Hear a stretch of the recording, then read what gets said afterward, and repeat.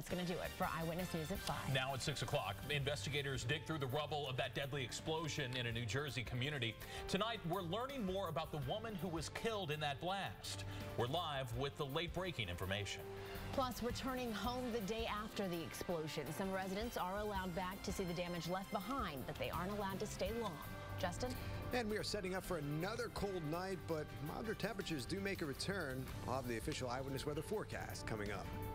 We may be able to save a life, and if it's one life, we've been successful. It is a new weapon in the fight against the heroin epidemic, a drug that actually reverses an overdose.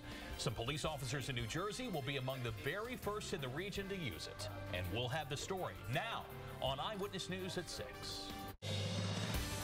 From the CBS Broadcast Center in Philadelphia, this is CBS 3 Eyewitness News. Hopefully we're able to come back in a couple days. They said a couple days. So we'll just play it by ear. Waiting to come home. Residents displaced by Tuesday's deadly gas explosion in Ewing Township are allowed to survey the damage, but only for a brief time. And tonight, many questions linger as to what went wrong here. This is a live look from Chopper 3 over that explosion scene. Now, more than 24 hours later, the destruction is still fresh. There are new details continuing to come in as the probe into the explosion intensifies. Good evening. I'm Chris May. I'm Jessica Dean. Officials wrapped up a news conference within the hour. We're learning some new details tonight. Police say the woman killed in the explosion is 62-year-old Linda Saratelli. She was identified through dental records. Investigators are still on the scene of the blast, trying to determine exactly what led to that explosion. 55 homes were damaged, and officials say 20 of those units. We are all actually friends. We all have great chemistry. Everyone's up, everyone has energy. I love our energy. Good morning, family. We sing.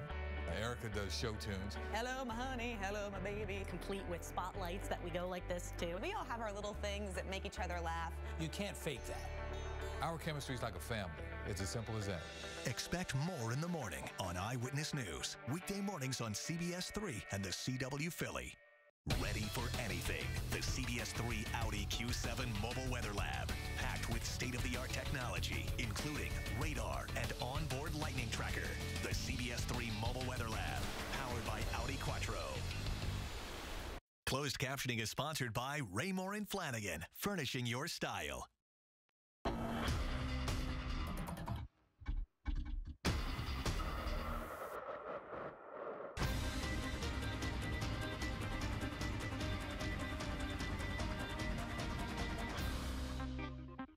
Do you wake up tired because you didn't get a good night of sleep?